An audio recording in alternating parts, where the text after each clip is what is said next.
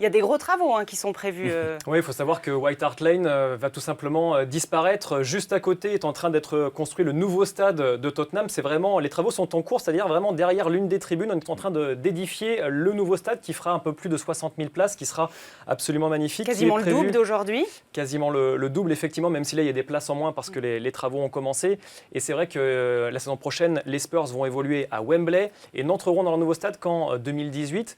Et on se dit que ça va nous manquer cette ambiance parce que c'est l'un des stades en Angleterre où on ressent la ferveur vraiment quand on est à l'intérieur. Ouais, après, ça ne veut pas dire que le nouveau stade, il n'y aura pas une belle ambiance. Je pense que c'est vraiment un stade de foot. Quand on voit les constructions aujourd'hui, il n'y a pas grand-chose, il y a des tribunes qui se montent. Mais moi, j'ai vu la maquette, j'ai vu le projet. Voilà, c'est à l'instar de ce qu'on peut avoir, nous, en France, avec le Parc OL. Mais c'est un peu le contre-exemple, le Parc OL. C'est celui qui s'est agrandi et qui a réussi à maintenir son ambiance. Mais bon, ça, il faut réussir à le faire. Et je pense qu'à Tottenham, c'est important de garder ça. Il y a des clubs qui l'ont perdu. On montrait des images du stade olympique où West Ham joue aujourd'hui. Alors eux, ils l'ont complètement perdu.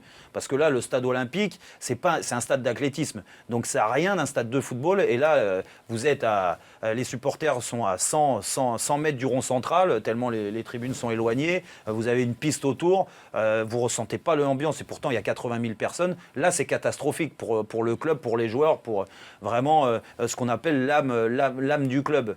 Et j'ai l'impression qu'à Tottenham, ils ont fait attention à ça, d'essayer de conserver ça. Donc, j'espère qu'on aura une bonne nouvelle. Dans les plans, ils ont notamment travaillé sur la proximité immédiate des tribunes avec la pelouse et également sur l'acoustique, parce que c'est ce qu'a fait justement le club de Jean-Michel Aulas, c'est qu'ils ont travaillé sur l'acoustique pour que le son reste énormément celui des chants, celui des supporters.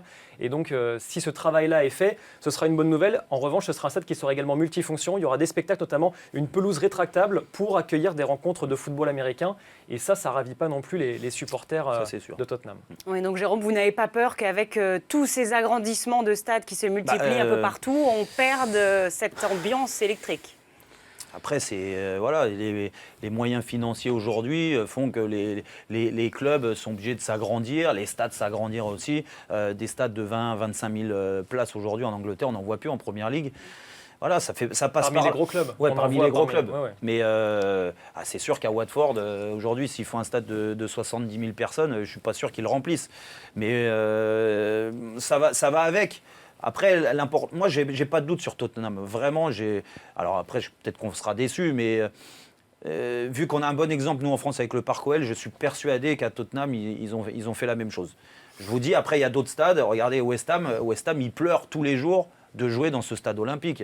Et ça, vous parlez avec les gens là-bas, les vrais supporters, c'est terrible ce qui leur arrive. Mais bon. Mais la configuration est pas la même. C'est vrai que Liverpool aussi a agrandi sa principale tribune pour augmenter la capacité. Il y a de telles listes d'attente pour les abonnés, pour les supporters qui veulent aller voir des matchs en Première Ligue que c'est inévitable. Et puis ça permet aussi de gonfler les revenus, de recruter de meilleurs joueurs. Voilà. C'est la logique économique qui a prévalu aussi du côté de West Ham. Mais c'est vrai que l'ambiance s'est un peu perdue, notamment à l'Emirates Stadium d'Arsenal. Elle se perd aussi à l'Etihad avec Manchester City, même si on agrandit, même si on édifie des nouvelles tribunes. Donc ce sera le grand défi de Tottenham. Après, c'est pas la même passion aussi, du moins pas la même passion, attention, je vais me faire tirer dessus à part les supporters d'Arsenal ou de Manchester City. Mais voilà, quand vous avez ça en vous, White Hart Lane, on parlait de ce stade, bon, même si Highbury c'était chaud aussi à l'époque, peut-être que ça allait trop vite du côté d'Arsenal et qu'aujourd'hui, malheureusement, ce stade, il n'y a pas énormément d'ambiance. Je pense qu'ils vont se servir de tout ça et que les nouveaux stades qui vont arriver dans les grands clubs, peut-être que ça sera bénéfique pour tout.